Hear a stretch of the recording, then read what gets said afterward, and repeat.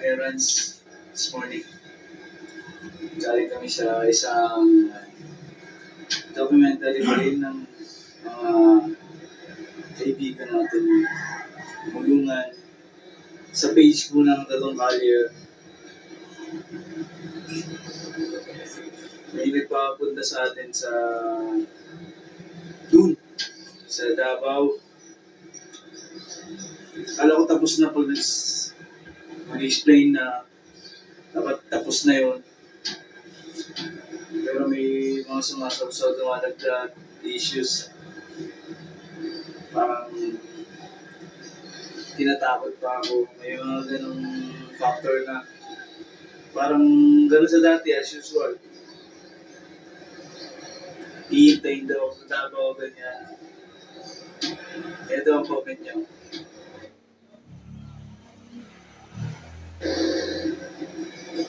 Yan yung comment niya. Sige. Kahit sa lugar dyan.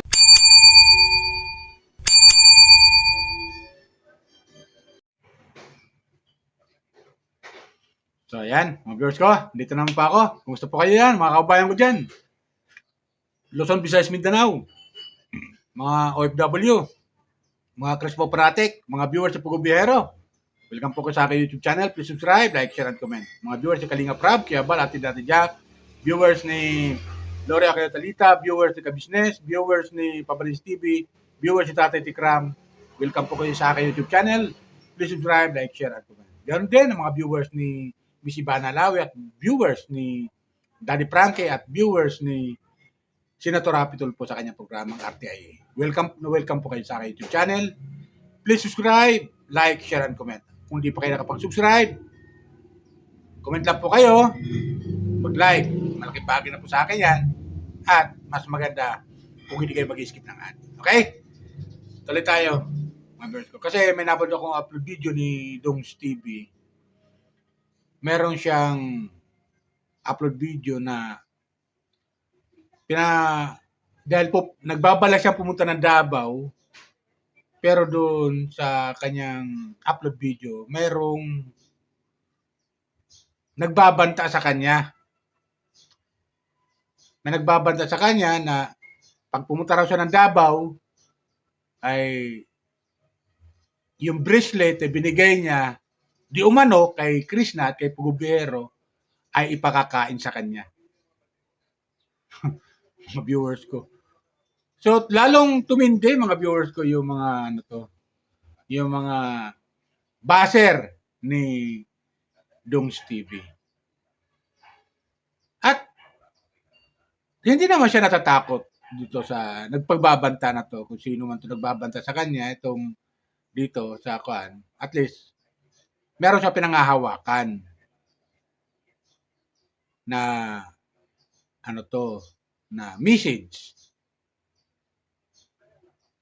na doon sa pagbabanta na para tinatakot siya di umano, sabi ni Dongs TV.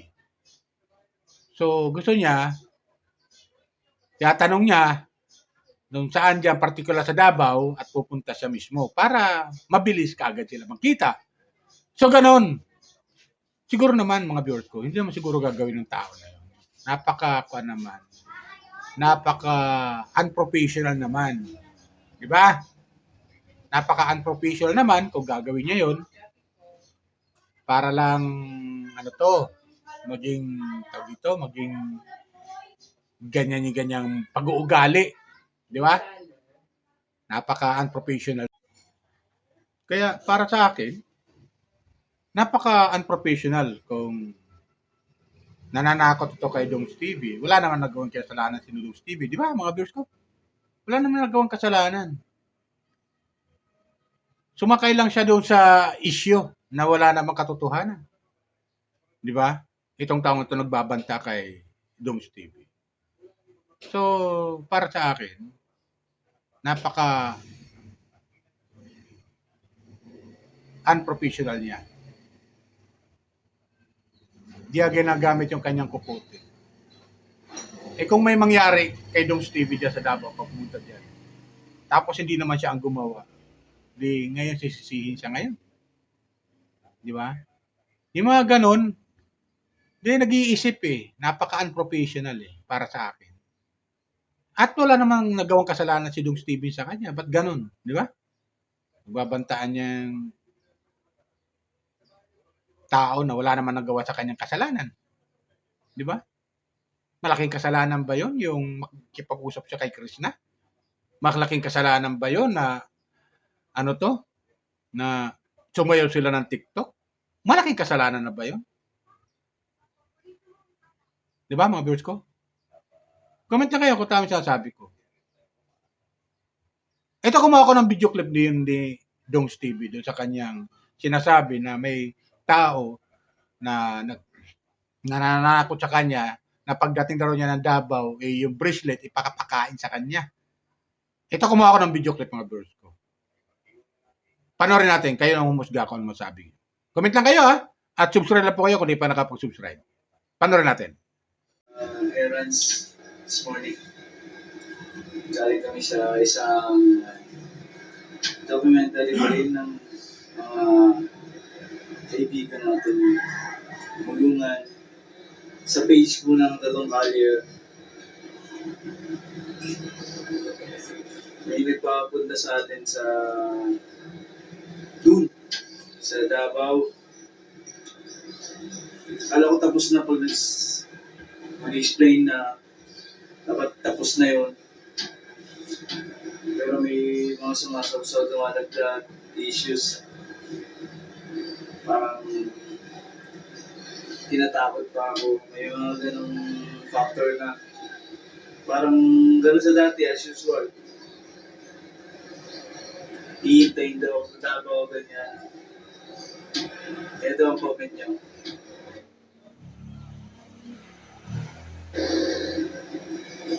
Yan yung comment niya.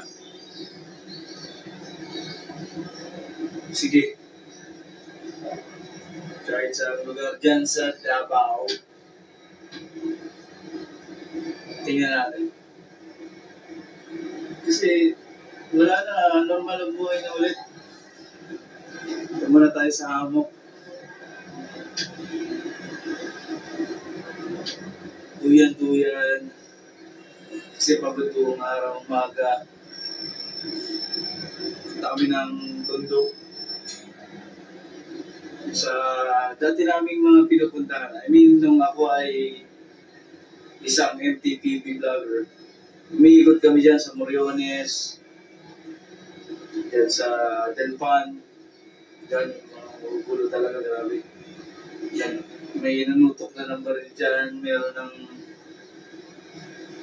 habulin kami ng samurai dahil dun sa mga nabablog namin sa area niya sa Tondo. Kaya dyan tayo nakaasa talagang kung patindihan din lang ng mga nangyari noon, mas malapit talaga dyan sa Tondo.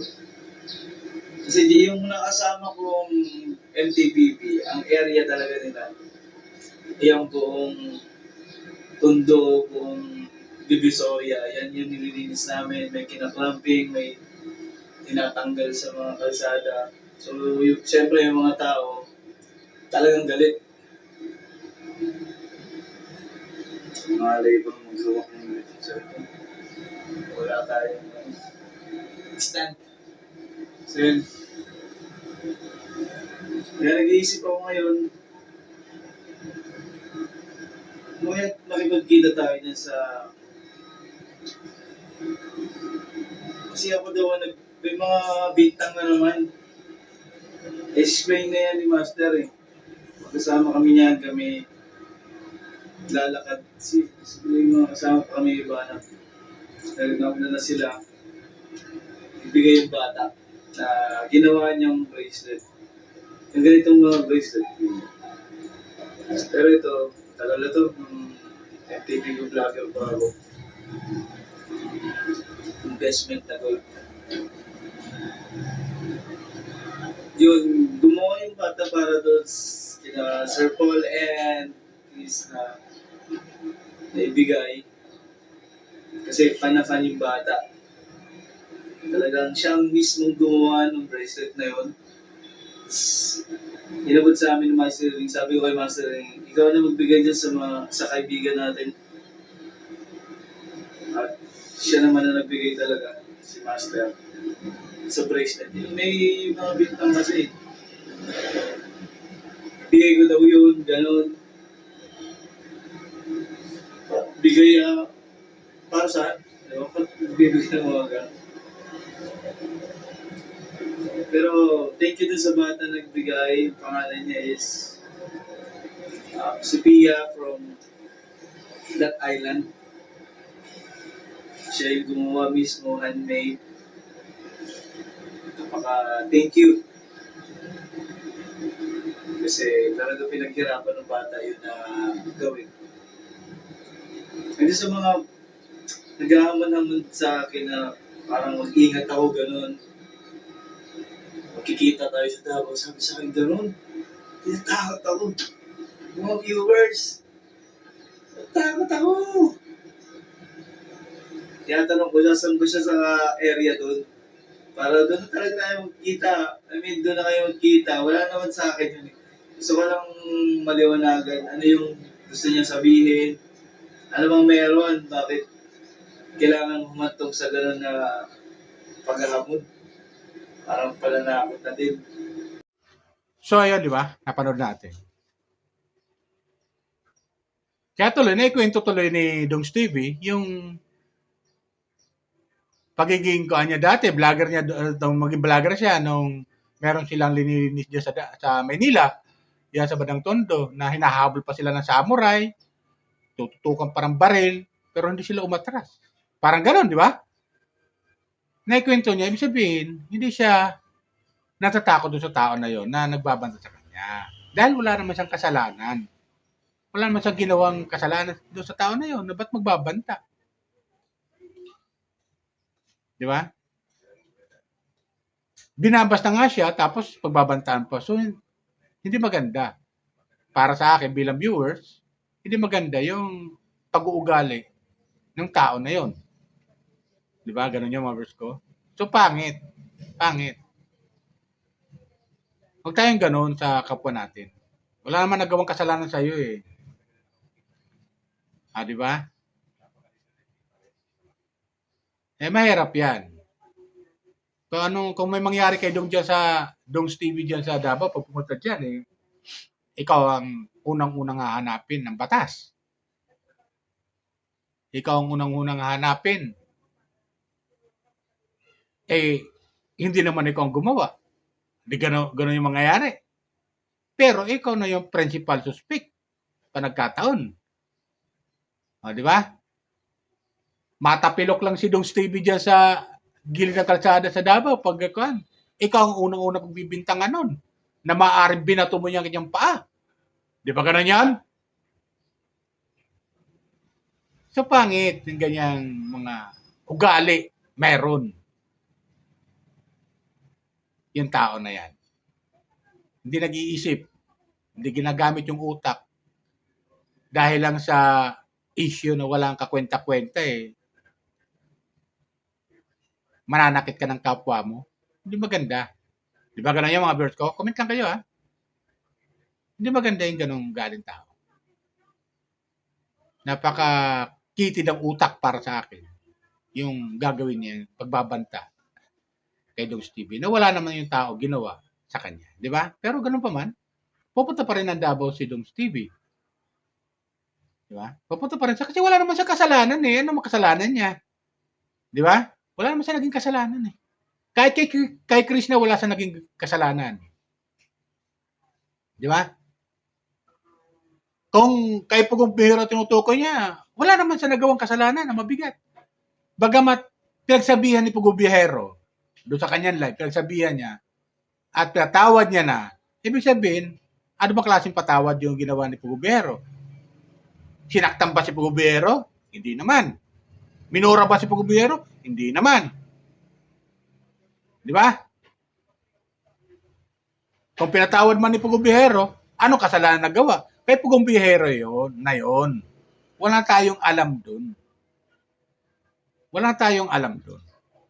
Kay Pugong Bihero lang yung kung maaaring may nasabi, na hindi maganda o hindi nagustuhan sa pandinig, siguro, yun.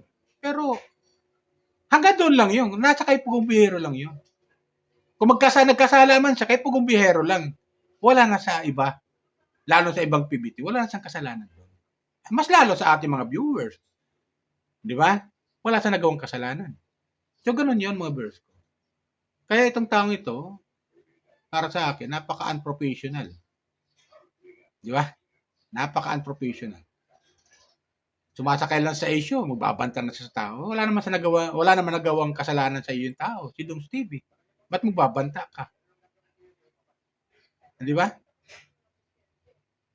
Eh kung pagpunta ng Davao ni Dong Stevie dyan, may sasakyan na dumaan, tapos may bato na nasagasaan, tumalsik sa ulo niya, sasabihin, ikaw ang bumato. Ikaw nagtirador. Na wala naman kakasalanan. Kaya pangit yung ganun pagbabanta para sa akin. Dapat nag-iisip tong tao na to eh. Di ba mga viewers ko? Comment lang kayo ako, tama sinasabi ko. Pangit yan. Wala naman nagawa sa yung kasalanan ng tao. Huwag ganun. Huwag tayo maging ganun. Mga ganun ugali na hindi maganda para sa akin. Bilang viewers ng Chris Pau Fanatic, viewers ng PB Team, viewers na ni Dong Stevie, sa napag kong video upload ni Dong Stevie, talagang nalulungkot siya sa ganun na tao, may tao na galit sa kanya na walang katapusan yung mga issue na wala namang katotohanan. Di ba? Yan lang sa akin mga viewers ko ha. Comment na kayo. So yan lang. Sana suportahan niyo po mga viewers ko kung di pa kayo nakapag-subscribe sa aking YouTube channel. Maglalambing lang po ako sa inyo. Subscribe lang po kayo, like, share, and comment. Okay? At no skip pa. Yan lang po. Bye! Ingat po tayo lagi. Pagpalain po tayo ng pumikapal.